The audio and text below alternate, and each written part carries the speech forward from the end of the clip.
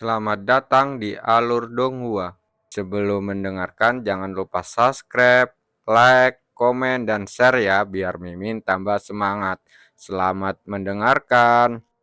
Ikuti aku, kata si Meli kepada mereka berdua sebelum berjalan masuk ke dalam gua yang terang benderang.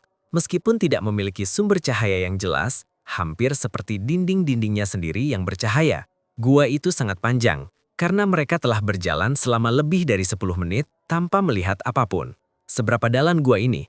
Wang Xiuying tak kuasa menahan diri untuk bertanya. Kurang lebih beberapa ribu mil, jawabnya dengan santai. Apa? Itu sangat panjang. Bagaimana mungkin? Jangan remehkan gua batu roh. Masing-masing gua sangat luas, tetapi hanya berisi beberapa ratus ribu batu roh. Dan jika kalian menambang semuanya, dibutuhkan waktu 100 tahun agar batu-batu itu kembali, kata si Meli. Apakah kalian menyadari bahwa energi spiritual di sini sangat berbeda dari di luar? Ini adalah jenis energi spiritual khusus yang melahirkan batu-batu spiritual. Jika kalian menemukan energi spiritual semacam ini, pastikan untuk melihat sekeliling, karena akan ada gua batu spiritual di dekatnya, dan batu-batu itu bernilai sangat mahal. Jadi pastikan kalian mengingat perasaan ini, kata si Meli kepada mereka. Wang Xiuying dan Aiwan mengangguk sebelum mengukir energi spiritual ini ke dalam hati mereka. Semoga suatu hari nanti, mereka akan menemukan gua batu roh milik mereka sendiri. Sekitar setengah jam kemudian, mereka akhirnya bisa melihat beberapa batu roh, dan batu-batu itu menempel di dinding seperti kristal. Wow! Jadi beginilah penampakan batu spiritual di alam. Keren sekali. Baik Yuan maupun Wang Xiuying menatap mereka seolah-olah mereka terpesona. Kami memastikan untuk menyisakan sebagian agar dapat tumbuh kembali di masa depan. Apakah itu seperti rambut yang bisa tumbuh kembali? Mereka menatapnya dengan alis terangkat. Si Meili mengangguk dan berkata, selama kita tidak menambang semuanya, mereka akhirnya akan tumbuh kembali. Meskipun itu akan memakan waktu setidaknya 100 tahun. Lagi pula ini adalah tempat terjauh yang seharusnya kita kunjungi, tapi bukan berarti kita tidak bisa ke sana. Hanya saja, tidak akan ada yang bisa dilihat kecuali kita melakukan perjalanan beberapa ratus mil lebih jauh yang bisa memakan waktu berjam-jam, dan aku tidak ingin membuang waktumu, kata si Meili. Lalu dia melanjutkan, jika kamu benar-benar ingin melihatnya, bayangkan saja bongkahan besar batu roh yang tertancap di dinding. Apakah Anda punya pertanyaan? Wang Xiuying kemudian bertanya. Apakah menambang bongkahan batu spiritual yang lebih besar meningkatkan efektivitasnya? Mengapa saya hanya melihat batu spiritual seukuran kerikil? Pertanyaan yang bagus.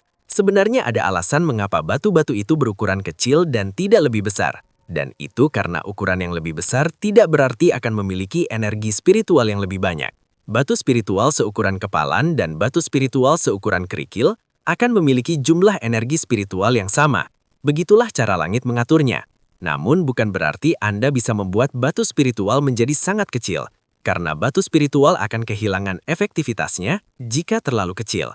Setelah jutaan tahun berlatih dan berpengalaman, para kultivator telah menemukan ukuran yang perfect untuk batu spiritual, dan itu telah menjadi standar. Jadi begitu.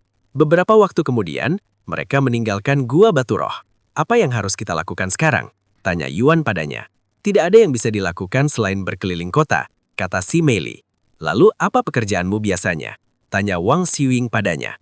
Saya berlatih seharian. Saya jarang keluar rumah, katanya, yang mengejutkan mereka. Karena penampilannya seperti tipe orang yang sangat menikmati kegiatan di luar ruangan. Sebenarnya saya sudah bertahun-tahun tidak menjelajahi kota seperti yang saya lakukan bersama kalian. Kalaupun saya keluar, itu hanya untuk bertarung dengan yang lain di kuil naga leluhur. Kedengarannya membosankan kan? Tapi saya sangat suka berlatih dan meningkatkan kemampuan diri saya, kata si Meili sambil tersenyum. Oh begitu, karena ini kesempatan yang langka, ayo kita keliling kota lagi, kata Yuan. Oke, si Meili mengangguk dengan gembira. Maka mereka melanjutkan perjalanan menuju kota dan memulai babak baru penjelajahan sambil mencoba makanan baru setiap kali menemukannya.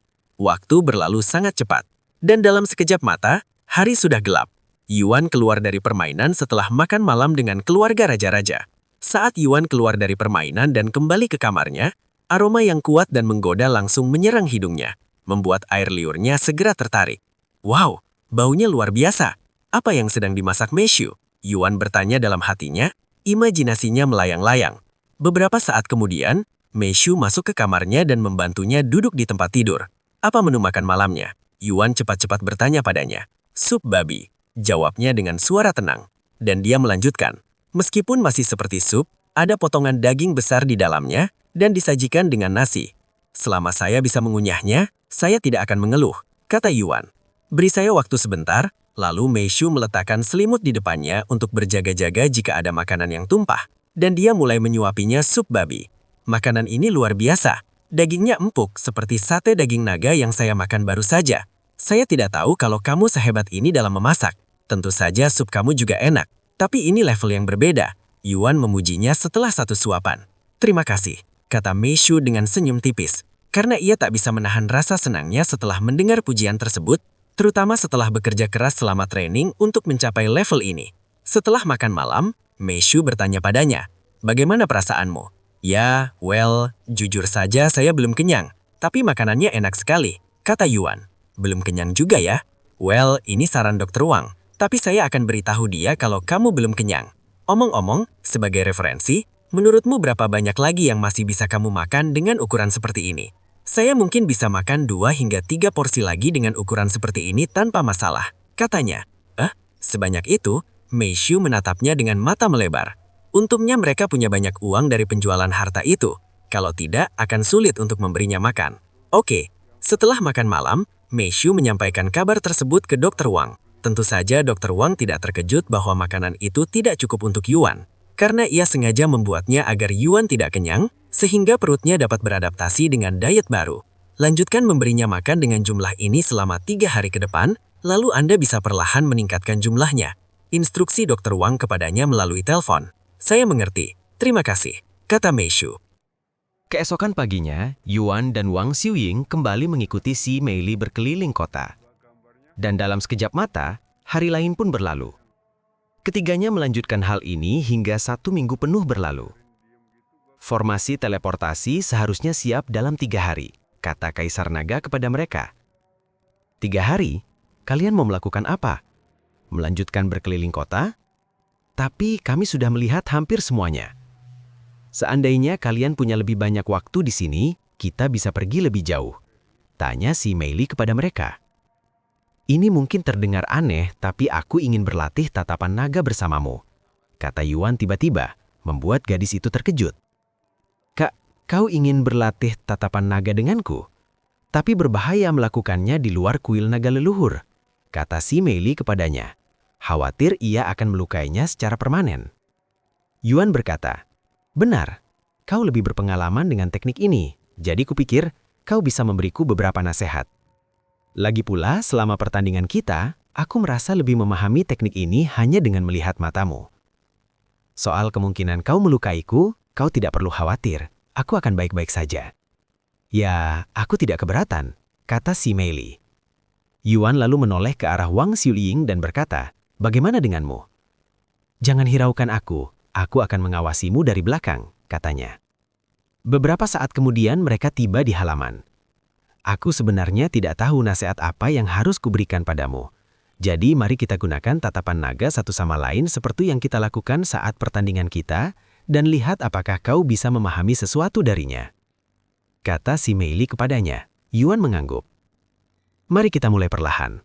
Si Meili kemudian berdiri sekitar 10 meter darinya. "Kita akan saling mendekati secara perlahan seperti sebelumnya. Siap kapanpun kamu siap." "Saya siap," kata Yuan. "Lalu kita akan menggunakan tatapan naga kita pada hitungan ketiga. 2, 1, mulai." Tekanan yang sangat kuat langsung menyelimuti halaman ketika tatapan naga Yuan dan si Meili bertabrakan, memberikan Wang Xiuying perasaan nostalgia. Namun kali ini, dia memastikan untuk berdiri agak jauh di tempat di mana tekanan tersebut tidak terlalu memengaruhinya. Beberapa saat kemudian, setelah merasa sedikit nyaman, Yuan dan si Meili mulai mendekati satu sama lain. Dan dengan setiap langkah yang mereka ambil, mereka meningkatkan kekuatan tatapan naga mereka. Tanpa mereka sadari, keduanya sudah berdiri tepat di depan satu sama lain lagi, saling menatap mata dalam diam seolah ingin melihat jiwa masing-masing. Karena ini bukan pertandingan yang seimbang, si Meili tidak mencoba untuk mengalahkan Yuan secara telak, dan dia hanya menandingi kekuatannya, bahkan mungkin sedikit di atasnya. Beberapa menit kemudian, si Meili bertanya kepadanya, "Nah, apakah kondisimu membaik? Bisakah kau meningkatkan kekuatan tatapan nagamu lebih lagi?" kau tidak perlu bersikap lunak padaku, kata Yuan padanya. Setelah hening sejenak, si Meili tiba-tiba meningkatkan kekuatan tatapan naganya. Meskipun tidak sekuat saat pertandingan, namun cukup mendekati, dan cukup untuk mencegahnya cedera serta membuatnya merasa tertekan. Yuan dengan cepat mulai berkeringat di bawah tatapan naga si Meili yang dahsyat. Merasa seolah-olah ada makhluk maha kuasa yang menatapnya dari atas seolah-olah dia adalah seekor semut.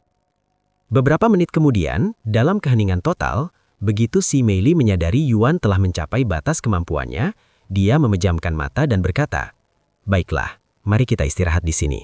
Jika terus berlanjut, kau mungkin akan mengalami cedera internal, yang sangat berbahaya bagi kultivator manapun." "Baiklah," Yuan mengangguk. Lalu dia duduk dalam posisi lotus dan menutup matanya, mengingat kembali semua yang baru saja dia alaminya. 1 jam kemudian setelah pulih, Yuan dan si Meili kembali berlatih, dan mereka akan melanjutkan ini hingga hari berakhir. Keesokan harinya, mereka juga terus melakukan hal yang sama. Pada hari ketiga, Yuan duduk di tengah halaman dan memejamkan mata untuk mengingat kembali semua yang telah dipelajarinya selama 2 hari terakhir. Sementara itu, Wang Xuying dan keluarga kerajaan mengamatinya dari belakang. "Bagaimana menurutmu? Setelah 2 hari pelatihan, bagaimana perkembangannya?" tanya Kaisar Naga kepada si Meili. Sejujurnya, bakatnya sangat menakutkan. Dia menyerap semua pengalaman seperti spons menyerap air dan berkembang pesat dalam waktu singkat. "Aku bisa melihat perbedaan dan peningkatan yang jelas dalam tatapan naganya setelah setiap sesi pelatihan," si Meili memberikan penilaiannya. "Jika dia terus berlatih teknik ini, kemungkinan besar dia akan segera melampaui aku. Seandainya dia tidak terlahir sebagai manusia melainkan sebagai naga, sayang sekali." Si Muromer menghela nafas dengan nada yang benar-benar menyesal. Tidak ada yang salah dengan menjadi manusia yang berbakat, karena bakat tidak hanya dimiliki oleh ras tertentu. Di dunia luar, ada banyak manusia dengan bakat yang bahkan melampaui ayahmu dan aku. Sang permaisuri naga berbicara dengan ekspresi serius di wajahnya. Beberapa waktu kemudian, aura yang mendalam menyelimuti Yuan. Ketika keluarga kerajaan melihat ini, mata mereka terbelalak dengan kaget. "Pencerahan! Dia mengalami pencerahan!" seru si Muromer dengan suara bingung. "Tutup mulutmu. Jangan berani-beraninya mengganggunya." Sang permaisuri naga langsung menampar bagian belakang kepalanya sambil memberinya ceramah. "Apa itu pencerahan?" tanya Wang Xuying dengan suara berbisik. "Pencerahan adalah keadaan seperti trans di mana pikiran dan hati Anda menjadi sangat jernih untuk fokus pada satu hal, apapun yang menyebabkan pencerahan itu," jelas si Meili. Dan dia melanjutkan, "Ketika itu terjadi, seseorang akan meningkat secara drastis dalam hal apapun yang mereka coba pahami untuk mencapai pencerahan itu." Sebagai contoh, Yuan mungkin sedang mengalami pencerahan tentang tatapan naga. Setelah itu, pemahaman dan penguasaannya terhadap teknik tersebut akan meningkat drastis. "Begitu ya? Biasanya pencerahan berlangsung berapa lama?" Kaisar Naga berkata, "Itu tergantung pada kompleksitas dari apapun yang sedang dia pelajari. Jika itu teknik sederhana, dia bisa menyelesaikannya dalam hitungan menit. Namun, jika dia sedang mengalami pencerahan tentang sesuatu yang kompleks, seperti tatapan naga, dia bisa berada dalam keadaan itu selama berhari-hari, bahkan berminggu-minggu." "Minggu?" seru Wang Xuying dengan suara rendah. "Apa yang akan terjadi pada alam mistik? Dan bukan berarti dia bisa mengeluarkannya dari pencerahan." "Jangan khawatir, kami sudah menyiapkan formasi teleportasi, jadi kau bisa pergi kapan saja. Tidak harus hari ini. Jika kau mau, kau bahkan bisa kembali sendiri dulu. Dia bisa menyusulmu setelah selesai," kata Kaisar Naga kepadanya. Namun, Wang Xuying menggelengkan kepalanya dan berkata, Tidak apa-apa. "Aku akan tetap di sini sampai menit terakhir. Kita datang ke sini bersama, jadi kita akan pergi bersama. Setidaknya kita akan mencoba. Aku akan tetap di sini untuk menjaganya. Kalian boleh pergi." Si Meili menawarkan diri untuk tetap tinggal, meskipun sebenarnya tidak perlu. Namun, dia ingin berada di sini saat dia bangun agar bisa mengucapkan selamat kepadanya. "Kau yakin? Ini akan memakan waktu. Kita bisa saja memblokir akses ke area ini agar tidak ada yang bisa mengganggunya," kata Kaisar Naga kepadanya. "Iya, aku ingin tinggal di sini." Si Meili mengangguk. "Lakukan sesukamu." Kaisar Naga pergi bersama yang lain tak lama kemudian. Apa yang terjadi padanya? Sepertinya dia terobsesi dengannya. Sang permaisuri naga bertanya kepada suaminya setelah mereka pergi. karena dia tidak mengetahui taruhan yang telah suaminya buat dengan Yuan. Dia menyukainya, kata Kaisar Naga sambil tersenyum tipis, lalu melanjutkan. Dan dia ingin menikahinya. Apa? Semua orang di sana menoleh dan menatapnya dengan mata lebar penuh keterkejutan, terutama Wang Shuying dan Simurong. Dia ingin menikahi manusia itu, naga dengan garis keturunan kerajaan. Itu penghinaan terhadap garis keturunan kita, seru Simurong, jelas-jelas tidak menyetujui keputusannya. Sementara itu, Wang Shuying bertanya-tanya apa yang akan terjadi jika seorang pemain menikahi NPC.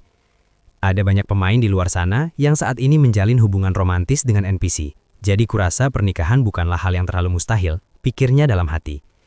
Menurutku itu lucu, kata Permaisuri Naga. Dan dia melanjutkan. Aku tidak peduli apakah dia ingin menikahi manusia atau naga. Aku hanya peduli pada satu hal, yaitu kualifikasinya. Dan sepengetahuanku, Yuan lebih dari memenuhi syarat untuk bergabung dengan keluarga kerajaan kita. Ibu juga? Simurong menatapnya dengan tak percaya. Bagaimanapun itu keputusannya, dan aku akan menghormatinya, kata Permaisuri Naga. Lalu dia menatap Simurong dan berkata, jika kamu punya masalah dengan itu, kenapa kamu tidak menghadapinya saja? Aku lebih memilih untuk tidak, jawab Simurong dengan suara tertahan. Meskipun lebih tua darinya, dia sedikit takut pada si Mili, terutama setiap kali si Mili marah. Beberapa saat kemudian, keluarga kerajaan kembali melanjutkan aktivitas mereka, sementara Wang Shuying kembali ke kamarnya sebelum keluar dari sistem. Karena dia masih butuh waktu sebelum sadar, aku akan beristirahat sejenak dari permainan dan membantu Kateh di rumah sakit. Gumam Wang Shuying pada dirinya sendiri setelah meninggalkan permainan. Setelah meregangkan badannya, Wang Shuying meninggalkan kamarnya dan turun ke bawah untuk menonton televisi. Di era yang didominasi oleh video game seperti sekarang ini, wajar jika televisi juga sangat terlibat dengan video game. Bahkan channel televisi paling populer di dunia adalah channel game yang membahas tren terkini dan hal-hal lain terkait video game tertentu. Mari kita lihat apakah ada tren baru untuk cultivation online. Wang Shuying mengunjungi channel yang khusus membahas berita cultivation online. Hari ini, kita akan mewawancarai salah satu pemain di cultivation online yang mengaku sebagai pemain Yuan. Pembicara di televisi berbicara, sementara seorang pria muda bermasker hitam duduk di sampingnya. Wang Shuying langsung mengangkat alisnya setelah melihat pemain Yuan yang jelas-jelas palsu itu. Satu lagi, sudah berapa banyak orang yang mengaku sebagai pemain Yuan yang asli sekarang? Aku sudah kehilangan hitungan. Orang-orang ini jelas tahu dia palsu, namun mereka masih memberinya sorotan. Apa yang mereka pikirkan? Wang Shuying menggelengkan kepalanya. Karena ketenaran pemain Yuan dan faktanya tidak ada yang mengetahui identitas aslinya, jadi wajar jika orang-orang mencoba mengaku sebagai pemain Yuan dan mencuri ketenarannya. Tetapi sayangnya, tidak satupun orang yang berhasil membuktikan diri sebagai yang asli meskipun puluhan orang telah mengaku sebagai yang sebenarnya. Katakan kepadaku dan para penonton yang menyaksikan ini, mengapa kami harus mempercayaimu ketika kau mengaku sebagai pemain Yuan? Bukti apa yang bisa kau berikan untuk membuktikan bahwa kau adalah yang sebenarnya? Dan jika kau memang yang sebenarnya, mengapa kamu tiba-tiba memutuskan untuk mengungkapkan jati dirimu setelah sekian lama bersikap low profile? Pria bermasker hitam itu kemudian berbicara dengan suara percaya diri dan mengatakan dengan suara percaya diri. Aku hanya bosan bersembunyi, jadi aku memutuskan untuk keluar dari persembunyian. Mengenai apakah aku punya bukti atau tidak, tentu saja aku punya bukti. Kalau tidak, untuk apa aku datang jauh-jauh ke sini? Pembawa acara itu kemudian berkata dengan senyum kaku di wajahnya. Anda terdengar sangat percaya diri, sehingga aku mulai mempercayai Anda. Lalu dia melanjutkan. Mari kita mulai dengan pertanyaan yang mudah dulu. Mengapa kamu memutuskan untuk memainkan cultivation online? Karena aku bosan. Saat ini kamu sedang menjalani cultivation online tingkat apa? Master Rohani tingkat pertama. Berapa usia kamu? 18 tahun. Apa yang sedang kamu lakukan saat ini di acara yang dikenal sebagai realistik? Tidak ada hal yang terlalu gila. Aku hanya berburu beberapa binatang roh untuk mendapatkan poin. Mengapa kamu menolak untuk keluar meskipun banyak tawaran untuk mengungkapkan identitasmu? Aku ragu terhadap mereka, dan aku masih skeptis. Wang Shuying kembali menggelengkan kepalanya. Ini semua sudah menjadi pengetahuan umum sekarang, sia-sia saja. Sejak usia dan tingkat kultivasi Yuan terungkap tepat sebelum mereka masuk ke realistik, informasi itu menyebar di internet seperti api liar yang menjalar. Banyak orang tak percaya betapa jauh ia unggul dibandingkan pemain teratas, apalagi pemain rata-rata, dan lebih banyak orang yang terkejut dengan usianya yang masih muda. Setelah mengajukan seluzin pertanyaan tidak berguna kepada pemain Yuan yang tidak secara langsung membuktikan bahwa dia adalah pemain Yuan yang asli, pembawa acara itu kemudian berkata dengan senyum kaku di wajahnya. Itu saja untuk hari ini. Ikuti kami di episode selanjutnya besok untuk bukti lebih lanjut. Cari tahu apakah dia benar-benar pemain Yuan atau hanya penipu, saksikan besok di berita harian Cultivation Online. Bacot, Wang Shuing kemudian mematikan televisi, tak lagi merasa ingin menontonnya. Sepertinya aku akan pergi ke rumah sakit sekarang dan melihat apakah kakek nencen apa. Oleh karena itu, dia meluangkan beberapa menit untuk mempersiapkan diri sebelum meninggalkan rumah. Setelah tiba di rumah sakit milik keluarganya yang dikelola oleh Dr. Wang, Wang Shuing pergi mencari kakeknya. "Kakek, apakah kakek dan butuh bantuan di sini?" tanyanya kepadanya. "Hah, apa yang terjadi dengan permainanmu? Kukira kamu akan mengambil cuti sebulan penuh karena suatu acara besar." Dr. Wang menatapnya dengan aneh, terutama karena belum lama ini dia begitu bersemangat. "Ya, ada sesuatu yang terjadi, dan saya punya waktu luang, jadi saya pikir saya akan datang ke sini dan membantu sementara waktu," katanya. "Begitu, tapi saya sebenarnya tidak butuh bantuan hari ini. Anda bisa coba bertanya pada perawat lain." Setelah hening sejenak, Wang Shuing berbicara. Kakek baru-baru ini mengunjungi Yutian kan? Bagaimana kabarnya?" Mengingat bagaimana keluarganya mengusirnya, kakek agak khawatir. "Tuan muda, beliau baik-baik saja," kata Dr. Wang. "Baik-baik saja?" Wang Shuing mengangkat alisnya. "Iya, aku bahkan memutuskan untuk mengubah pola makannya. Jadi dia tidak lagi hanya makan sup setiap makan." "Oh, itu bagus sekali. Ngomong-ngomong, menurutmu bolehkah aku mengunjunginya di tempat barunya?" tanyanya tiba-tiba. Kenapa?" "Sudah lama sekali, itu saja, dan aku merasa ingin berbicara dengannya." Dr. Wang berpikir sejenak sebelum berbicara. "Saya harus meminta izin mereka terlebih dahulu sebelum mengatakan apapun." "Baiklah." Dr. Wang segera menelpon Mei Shu, tetapi tidak ada yang mengangkat, jadi dia meninggalkan pesan bahwa Wang Shuing ingin berkunjung. Sementara itu Wang Shuing pergi membantu yang lain di rumah sakit. Barulah setelah Mei Shu keluar dari permainan untuk menyiapkan makan malam, dia melihat pesan dari Dr. Wang. "Wang Shuing ingin mengunjungi kita?" Mei Shu mengangkat alisnya. "Saya akan bertanya padanya ketika dia keluar dari pertandingan." Dia membalas pesan teksnya. "Baik, terima kasih." Dr. Wang menjawab semenit kemudian. Namun Yuan tidak keluar dari sistem malam itu, sehingga melewatkan makan malamnya. Dia pasti sibuk di dalam permainan. Begitu Mei Shu menyadari bahwa Yuan kemungkinan besar akan tetap berada di dalam permainan sepanjang malam dan melewatkan makan malam, dia membungkus makanan Yuan dan menaruhnya di dalam kulkas. Awalnya Mei Shu tidak terlalu khawatir, karena ini bukan pertama kalinya dia lupa untuk keluar dari akunnya. Namun ketika Yuan tidak keluar dari akunnya selama 2 dan 3 hari berturut-turut, dia semakin khawatir bahwa sesuatu mungkin telah terjadi padanya. Dia ingin memaksanya keluar dari permainan untuk menanyakan apa yang terjadi dan mengapa dia tidak keluar dari permainan selama berhari-hari. Tetapi dia menahan keinginannya karena khawatir dia mungkin sedang melakukan sesuatu yang sangat penting di dalam permainan yang tidak akan membiarkannya keluar karena alasan apapun. Alasan lainnya, dia juga terus memeriksa denyut nadinya untuk memastikan dia masih hidup dan sehat. Seandainya aku bisa melihat apa yang sedang dia lakukan. Mei Shu duduk di lantai di samping tempat tidur dan menyandarkan kepalanya di atasnya. "Aku belum memasak atau melakukan apapun selama 2 hari. Ini rekor baru," pikir Mei Shu dalam hati. Tepat pada saat itulah teleponnya berdering. Dia menatap penelpon. Itu adalah Dr. Wang. "Kamu baik-baik saja? Sudah 2 hari sejak kamu mengirimiku pesan. Apa kamu lupa?" tanya Dr. Wang melalui telepon. "Maaf, bukan itu. Yutian, dia belum keluar dari game," ungkapnya. "Apa? Bagaimana mungkin? Sudah 2 hari penuh. Itu pasti tidak sehat," kata Dr. Wang. "Saya akan pergi ke sana sekarang untuk memeriksa kondisinya. Tetapi saya ada pertemuan penting beberapa menit lagi. Jadi jika Anda tidak keberatan, saya akan mengirim kecucuan saya untuk memeriksa kondisinya. Jangan khawatir, Anda bisa percaya kemampuannya," kata Dr. Wang. "Baiklah." Mei Shu langsung menyetujui. Dia tahu bahwa Yuan dan Wang Shuing memiliki hubungan baik, jadi kemungkinan besar Yuan tidak akan keberatan jika dia berkunjung, terutama jika alasannya valid. Selain itu, Yuan mengatakan padanya bahwa dia bersama Wang Shuing di dalam game, jadi mungkin dia tahu sesuatu tentang situasi Wang Shuing. "Aku akan mengirimkan alamatnya segera mungkin." Sambungan terputus tak lama kemudian, dan Dr. Wang segera menghubungi Wang Shuing dan memberitahunya tentang situasinya. Yutian belum keluar dari game selama 2 hari penuh, dan Mei Shu khawatir. "Baiklah, saya akan segera pergi ke sana sekarang. Di mana alamatnya?" Wang Shuing berbicara dengan ekspresi serius di wajahnya. Meskipun awalnya dia senang karena Dr. Wang menyuruhnya mengunjungi Yutian, kegembiraannya dengan cepat lenyap setelah mendengar situasinya. Setelah menerima alamat itu, Wang Shuing mengambil alatnya dan menuju ke apartemen Yuan. "Ini tempat tinggalnya sekarang?"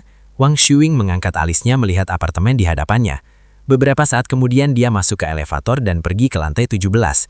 Wang Shuing berdiri di depan kamar 17F sebelumnya danak dan dia mengetuk pintu. "Halo, ini aku, Wang Shuing." Beberapa saat kemudian, Meishu membuka pintu untuk mempersilahkan wanita itu masuk. Salam akan kusampaikan lain waktu, Meishu. Di mana Yutian? Tanya Wang Xiwing kepadanya. Di sini. Meishu membawanya ke rumah Yuan. Wang Xiwing tidak mengatakan apapun dan segera memeriksa denyut nadinya. Denyut nadinya tampak baik-baik saja.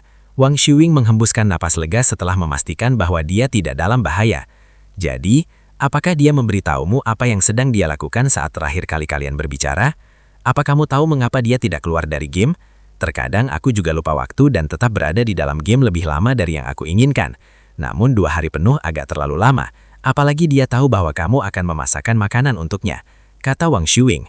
Aku berharap kamu bisa menjawab pertanyaan itu, kata Meishu kepadanya. Apa maksudmu? Wang Xiwing memiringkan kepalanya. Meishu menarik napas dalam-dalam dan berkata, dia bilang kalian berdua bermain bersama, jadi aku berharap kamu tahu kenapa dia tidak keluar. Dalam pikirannya, kesejahteraan Yuan lebih penting daripada identitasnya dalam sebuah game video. Jadi jika dia harus mengungkapkan identitasnya untuk memastikan dia baik-baik saja, dia akan melakukannya tanpa ragu-ragu. Selain itu, Wang Xiwing adalah cucu Dr. Wang dan penggemar nomor 1 Yuan, jadi Meishu merasa bisa mempercayakan identitas Yuan kepadanya. Hah? Apa maksudmu aku bermain dengan Yutian? Kepala Wang Xiwing tetap memiring dengan ekspresi bingung. Orang yang sedang bermain denganku saat ini adalah... Mata Wang Xiwing tiba-tiba membesar ketika dia menyadari apa yang Meishu coba sampaikan kepadanya. Lalu dia perlahan menoleh ke Yutian yang sedang tidur nyenyak di atas tempat tidur dengan konsol di atas kepalanya. Meskipun konsol itu menutupi separuh kepalanya, dia masih bisa melihat beberapa kemiripan antara Yutian dan Yuan.